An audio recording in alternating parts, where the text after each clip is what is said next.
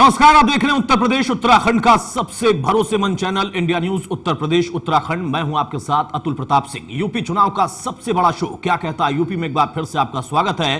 क्या कहता है यूपी में, आज हम बात करेंगे कांटे की टक्कर की। आज हम विश्लेषण करेंगे कि महाराजगंज में किस पार्टी में कांटे की टक्कर है। साथ ही दिखाएंगे कि 2012 में क्या थे महाराजगंज के चुनावी नतीजे। अगले आधे घंटे में इन तमाम मुद्दों पर अपने खास मेहमानों के साथ हम करेंगे सटीक विश्लेषण।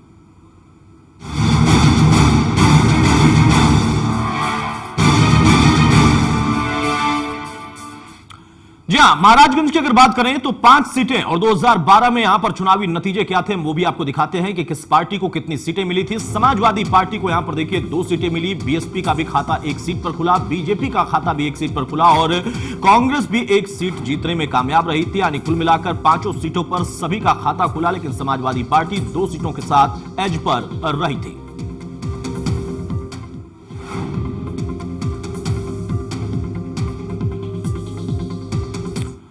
तो कांटे की टक्कर में हम चर्चा करेंगे महाराजगंज सदर की। उसके पहले बता दें कि हमारे साथ 2 खास मेहमान लखनऊ से जुड़ चुके हैं। हमारे साथ वरिष्ठ पत्रकार अजय कुमार जी और साथ ही साथ वरिष्ठ पत्रकार हेमंत तिवारी जी भी जुड़ चुके हैं। बहुत स्वागत है आप दोनों का। महाराजगंज सीट को अगर हम देखें तो बीएसपी की तरफ से यहां पर देखिए निर्मेश मंगल है, जो कि मंगल करने के लिए इस वक्त मैदान में है, लेकिन इनका मुकाबला बीजेपी के जय मंगल से हो रहा है। दोनों मंगल यहां पर इस वक्त दंगल में उतरे हुए हैं। 2 बार नगर पालिका चेयरमैन रह चुके हैं जय मंगल। निर्मेश मंगल 2 बार चुनाव लड़े और दोनों बार इनको हार का सामना करना पड़ा। अजय जी क्या कहेंगे, दोनों मंगल के लिए कितनी टक्कर दे रहे हैं एक दूसरे को?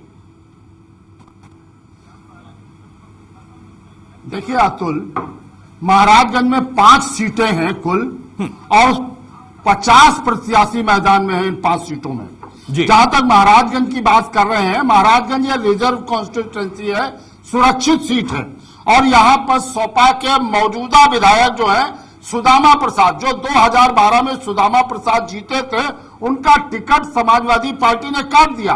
वो विशेषकर शिवपाल के आदमी थे तो इसलिए शिवपाल गुट के थे, उनका टिकट काट दिया गया और ये सीट गठबंधन में चली गई। कांग्रेस को ये सीट दी गई है समाजवादी पार्टी में और आलोक प्रसाद, यहां से आलोक प्रसाद खड़े हुए हैं गठबंधन की सीट पर। ये एक बार पहले भी विधानसभा का चुनाव लड़ चुके हैं और भाजपा ने यहां जय मंगल, जो 2 बार नगर पालिका के चेयरमैन रहे हैं, उनको यहां पहली बार मैदान में उतारा है। बसपा से निर्मेश मंगल है और ये बता दूं कि सुदामा प्रसाद 2012 में यहां से समाजवादी पार्टी के टिकट पर जीते थे, 36,000 मतों से जीते थे। इस बार उनका टिकट जब कट गया है तो बसपा के निर्मेश और मंगल और जय मंगल के बीच ही मैं मुकाबला समझ रहा हूं, लेकिन गठबंधन भी यहां टक्कर दे दे। चलिए, यानी हो सकता है कि त्रिकोणीय मुकाबला हो जाए, इसमें कोई शक सुबह नहीं होने चाहिए क्योंकि जनता का मिजाज भांपना इतना आसान नहीं। लेकिन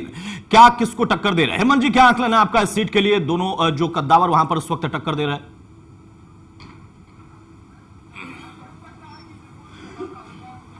देखिए, बहुत सही कहा अजय जी ने। यहाँ सिटिंग विधायक थे समाजवादी पार्टी के और अखिलेश यादव ने एक प्रयोग किया, मैं बार बार कहता हूं इसको अतुल।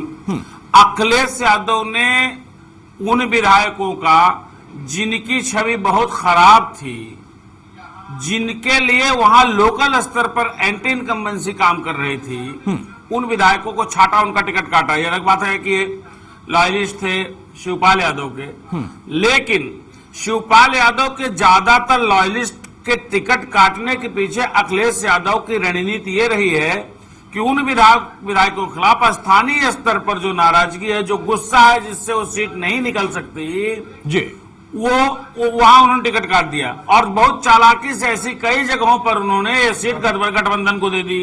मतलब कांग्रेस के हवाले कर दी, कांग्रेस लड़े देखे, क्योंकि उनके विधायक की छवि ऐसी नहीं थी कि दोबारा चुनाव जीत सके।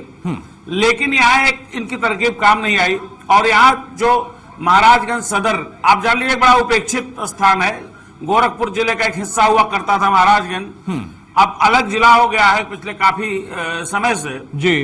तो यहां सीधी लड़ाई आप जान लीजिए, भारतीय जनता पार्टी और बहुजन समाज पार्टी की सीधी लड़ाई है। भारतीय जनता पार्टी चलिए, यानी सीधी लड़ाई आप भी देखते हैं, लेकिन आपका यह भी कहना है कि चालाकी हो सकता है, कुछ कारगर हो सकती है, काम आ सकती है। अब देखना होगा कि कितनी कारगर रणनीति और चालाकी होती है। बहरहाल अगली सीट की बात करें तो देखिए सिसवा अगली सीट है। सिसवा से कौन मैदान में है? समाजवादी पार्टी की बात करें तो शिवेंद्र सिंह यहां से समाजवादी पार्टी की तरफ से ताल ठोक रहे हैं। बीएसपी की बात करें तो राघवेंद्र सिंह यहां से मैदान में मौजूदा विधायक हैं। शिवेंद्र सिंह 6 बार से विधायक रहे। शिवेंद्र सिंह के चचेरे भाई राघवेंद्र सिंह। अब यहां पर इन दोनों के बीच में टक्कर दिखाई दे रही है। बहरहाल क्या कहेंगे अजय जी, सिसवा सीट के लिए यहां पर क्या वाकई यही दो हैं जिनके बीच कांटे की टक्कर है?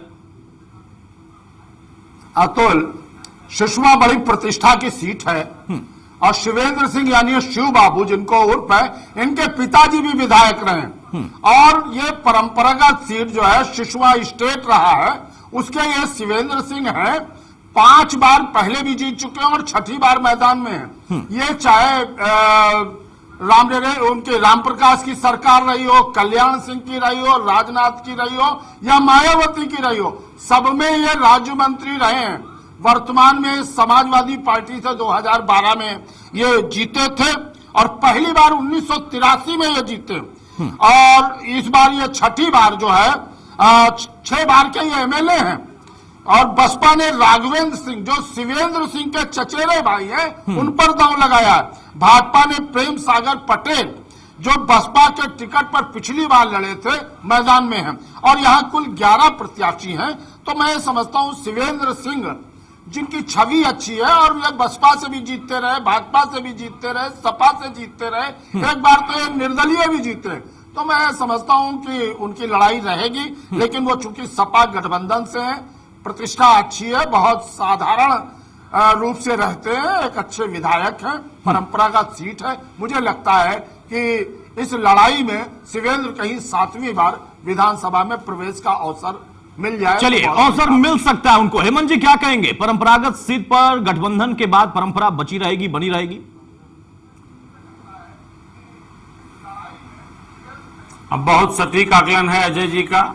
देखिए, शिवेंद्र सिंह के बारे में जितना इन्होंने बता दिया उसके आगे बताने की जरूरत नहीं है। बहुत हम्बल व्यक्ति हैं, पब्लिक कनेक्ट बहुत अच्छा है, बड़े रसूख वाले हैं और सिसवा स्टेट के फिलहाल जो युवराज कहिए, राजा कहिए, कुंवर कहिए, वो हैं, लगातार जीतते आ रहे हैं और कई पार्टियां बदल चुके हैं, अलग बात है। लेकिन यहां एक बात बड़ी महत्वपूर्ण होगी कि बसपा ने उनके खानदान से ही राघवेंद्र सिंह को उतारा है, लेकिन भारतीय जनता पार्टी ने यहां ठीक वही काम किया है। अगर आपको याद हो अतुल, जैसे अयोध्या में किया, अयोध्या में वेद प्रकाश गुप्ता 2012 में जबरदस्त चुनाव लड़े थे और भारतीय जनता पार्टी के प्रत्याशी जो पराजित हुए थे लल्लू सिंह, उनसे थोड़े ही कम वोट पीछे थे। यहां भी इन्होंने जो पटेल को उतार दिया है, पटेल बीएसपी से चुनाव लड़ चुके हैं। और इस इलाके में बता दूं, क्षत्रियों के बाद कुर्मी मतदाताओं की बहुत अच्छी खासी संख्या है और पंकज चौधरी जो कुर्मी बिरादरी से आते हैं, यहां से सांसद हैं और इसके पहले भी सांसद वो रह चुके हैं। तो कुर्मी वोटों का बड़ा यहां अच्छा खासा प्रभाव माना जाता है। चूंकि क्षत्रिय वोट बंट रहे हैं समाजवादी पार्टी और बहुजन समाज पार्टी में, तो कुर्मी कैंडिडेट जो ऑलरेडी पिछली बार चुनाव लड़के हार चुका है बीएसपी से, उसको ला करके एक होशियारी आप कहें कि बढ़िया एक रणनीतिक उम्मीदवारी पेश की है। और इसलिए मुझे लगता है यहां भी सीधी लड़ाई शिवेंद्र प्रताप सिंह और भारतीय जनता पार्टी के प्रत्याशी जो पटेल यानी कुर्मी बिरादरी से आते हैं उनके बीच सीधी लड़ाई यहां पर आपको समाजवादी गठबंधन और साथ ही साथ आपको बीएसपी नहीं बल्कि बीजेपी में दिखाई देती है। यानी परंपरागत सीट पर शिवेंद्र का मुकाबला परिवार के एक सदस्य है और उसका फायदा रणनीतिक तौर पर जो अपनी तैयारी की है बीजेपी ने वो उठा सकती है। कांटे की टक्कर आगे भी जारी रहेगी। एक छोटा सा ब्रेक लेते हैं, जल्द आएंगे।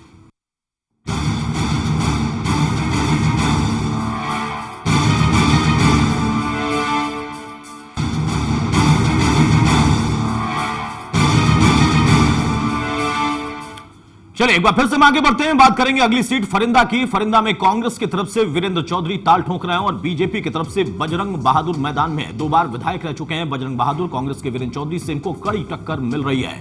हेमंत जी क्या कहेंगे फरिंदा सीट के लिए?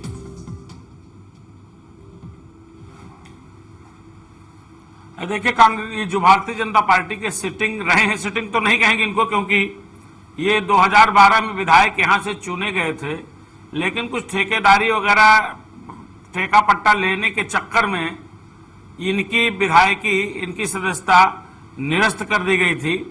ये कोर्ट तक गए, कोर्ट से भी इनको राहत नहीं मिली।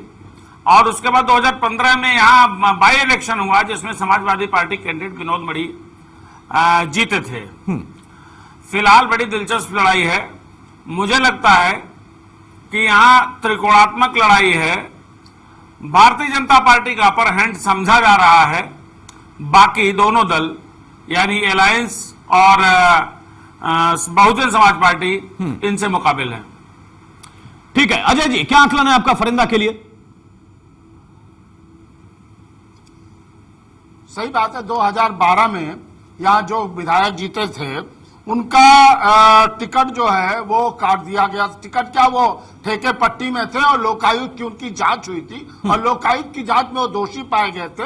राज्यपाल की रिकमेंडेशन पर उनकी सदस्यता खत्म हुई मई 2015 में।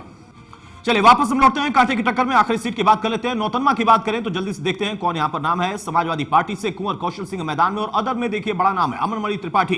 कांग्रेस के मौजूदा विधायक हैं कुंवर कौशल सिंह और पूर्व मंत्री अमरमणि त्रिपाठी के सुपुत्र हैं अमरमणि त्रिपाठी, जो कि अपनी पत्नी की हत्या के मामले में ही सुर्खियों में है।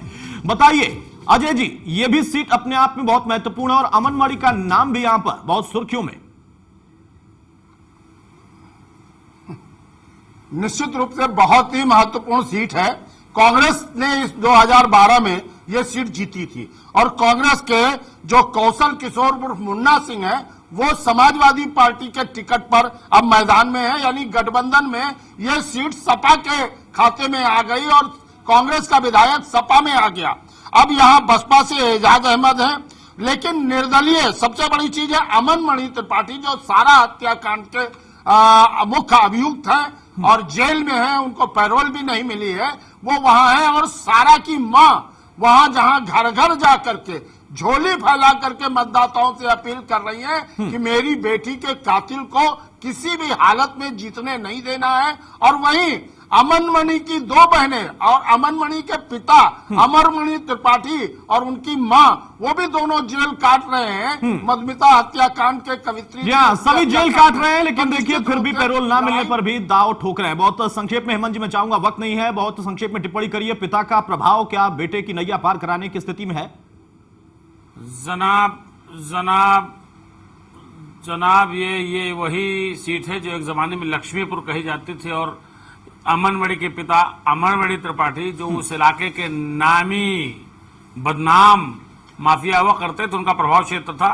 वो अपने हिसाब से अपनी शर्तों पर चुनाव जीतते थे, वहीं से चुनाव जीत करके वो अपराध जगत से राजनीति में आए और वहीं से वो मंत्री बने। लेकिन जैसा कर्म वैसा फल। इस वक्त माँ बाप दोनों इनके जेल में है, ये खुद जेल में है। जैसे बाप थे वही छवि इनकी है। यहाँ जो पोलराइजेशन की हम लोग बात कर रहे हैं, बड़ी महत्वपूर्ण बात बता रहा हूं अतुल, जो हम लोग पोलराइजेशन की बात कर रहे हैं, जो नरेंद्र मोदी कब्रिस्तान स्मशान और ईद और होली बोल के गए, जो अमित शाह कसाब बोल के गए, जो अब वो क्या नाम है साक्षी महाराज बोल रहे हैं, इसका असर ऐसी सीटों पड़ता है। बीएसपी ने यहाँ मुसलमान कैंडिडेट दिया है और भारतीय जनता पार्टी ने ब्राह्मण कैंडिडेट दिया है। आप समझ सकते हैं क्या दशा होगी। चलिए तो यानी देखना होगा कि प्रभाव कितना दिखता है, लेकिन फिलहाल टक्कर इनकी है। ये कांटे की टक्कर की बात थी। बहुत शुक्रिया अजय जी हमारे साथ जुड़ने के लिए, बहुत शुक्रिया हेमंत जी आपका भी हमारे साथ जुड़ने के लिए इस चर्चा में। फिलहाल कांटे की टक्कर में आज हमने बात की महाराजगंज की तमाम सीटों की। नमस्कार।